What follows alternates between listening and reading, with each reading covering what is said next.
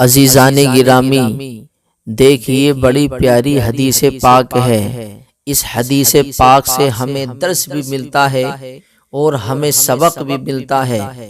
حضرت ابن عمر رضی اللہ تعالی عنہ سے روایت ہے، حضور صلی اللہ تعالی علیہ وسلم کو یہ فرماتے سنا کہ جب حضرت آدم علیہ السلام زمین پر اتارے گئے تو فرشتوں نے کہا کہ اے رب، تو زمین پر اس شخص کو اپنا خلیفہ بنا کر بھیج رہا ہے۔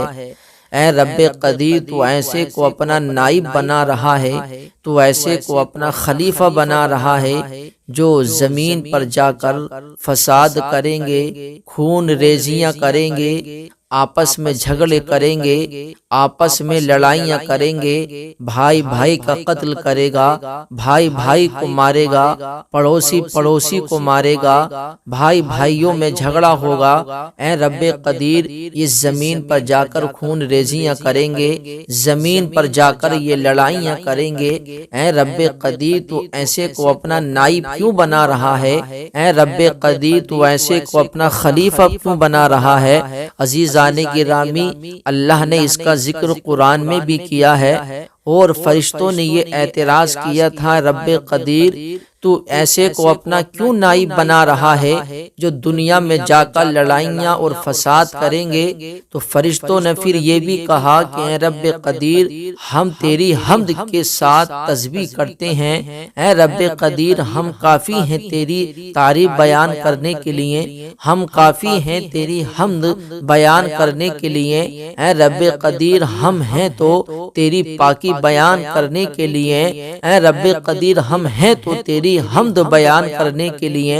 جب فرشتوں نے اتنا کہا تو عزیزان گرامی، اللہ رب العزت نے ارشاد فرمایا، اے فرشتوں خاموش ہو جاؤ، تمہاری نظر صرف لڑائیوں پر، جھگڑوں پر، فسادیوں پر ہے، لیکن میں اپنے محبوب پاک کو دیکھ رہا ہوں جس کے صدقے میں نے پوری دنیا کو بنایا ہے، مجھے اس نبی کو بھی تو دنیا میں بھیجنا ہے۔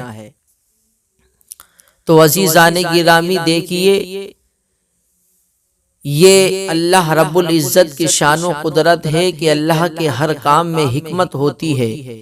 اللہ رب العزت کے ہر کام میں حکمت ہوتی ہے، چاہے وہ کسی کے سمجھ میں آئے یا نہیں آئے، لیکن اللہ کے ہر کام میں حکمت ہوتی ہے۔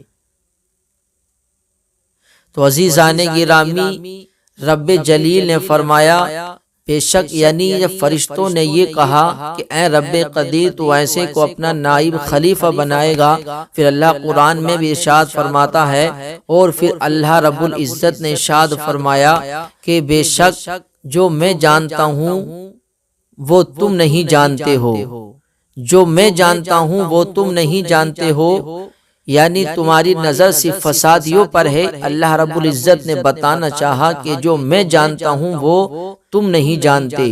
تو عزیزان گرامی، اللہ کے ہر کام میں حکمت ہوتی ہے۔ تو انہوں نے فرشتوں نے عرض کی، اے اللہ کہ اے رب قدیر ہم تیرے نبی آدم سے زیادہ اطاعت کرتے ہیں۔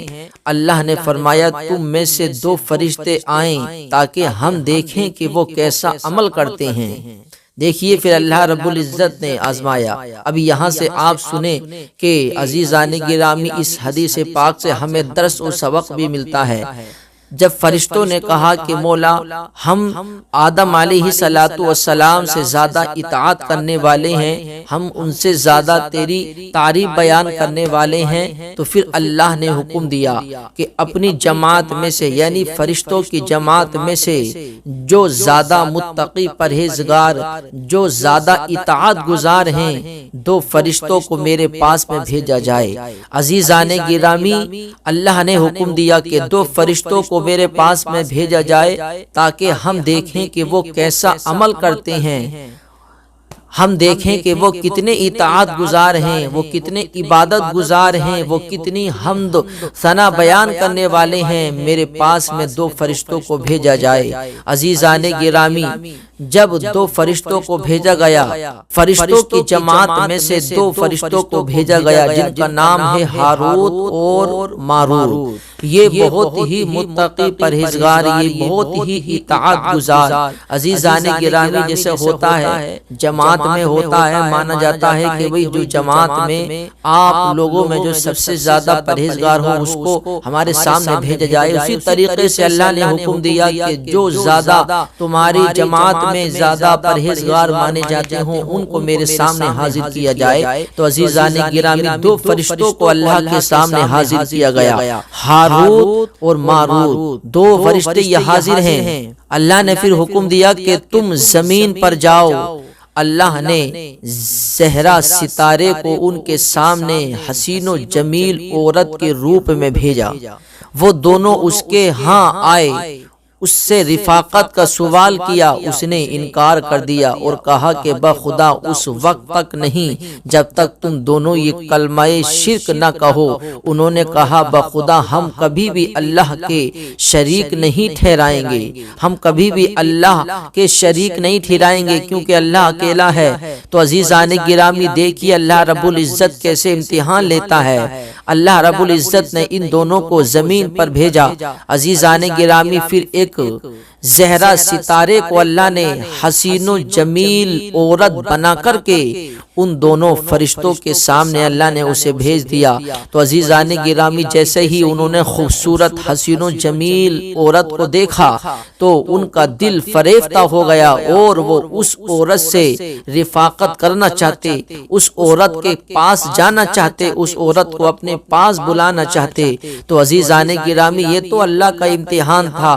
ان کے پاس سے اٹھ کر چلی گئی، جب واپس آئی تو ایک بچہ اٹھائے ہوئے تھی۔ انہوں نے اس سے پھر وہی سوال کیا تو عزیزان گرامی مگر اس نے کہا بخدا اس وقت تک نہیں جب تک تم دونوں اس بچے کو قتل نہ کر دو۔ ان دونوں نے اس عورت کے ساتھ میں رفاقت کرنا چاہا، اس عورت کے پاس میں آنا چاہا تو اس عورت کے گود میں بچہ، اس عورت نے کہا کہ بخدا جب تک تم اس بچے کو قتل نہ کر دو تب تک میں تمہاری رفاقت اور تمہارے پاس میں نہیں آ سکتی۔ تو عزیزان گرامی انہوں نے کہا کہ بخدا ہم کبھی بھی اسے قتل نہیں کریں گے، کبھی بھی ہم اس بچے کو قتل نہیں کریں گے۔ پھر وہ شراب کا پیالہ لے کر لوٹی اور ان دونوں نے اسے دیکھ کر پھر وہی سوال کیا، پھر وہی سوال دہرایا کہ ہم تیرے پاس آنا چاہتے ہیں، ہمارے پاس آ جا، ہماری صحبت میں آ جا۔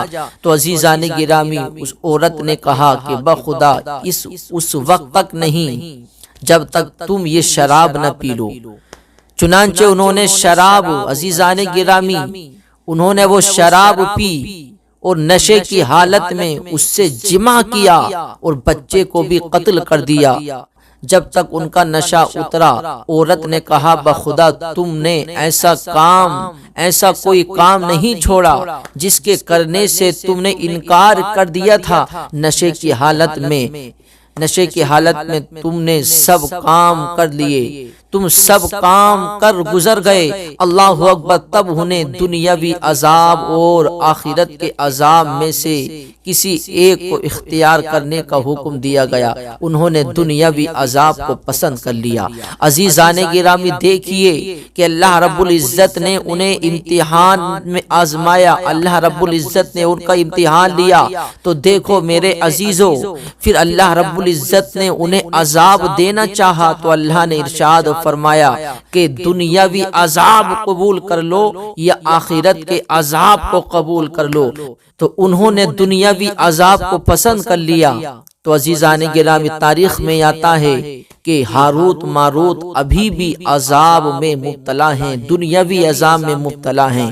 ان کو الٹا لٹکا دیا گیا ہے اور وہ دنیا کا عذاب چکھ رہے ہیں۔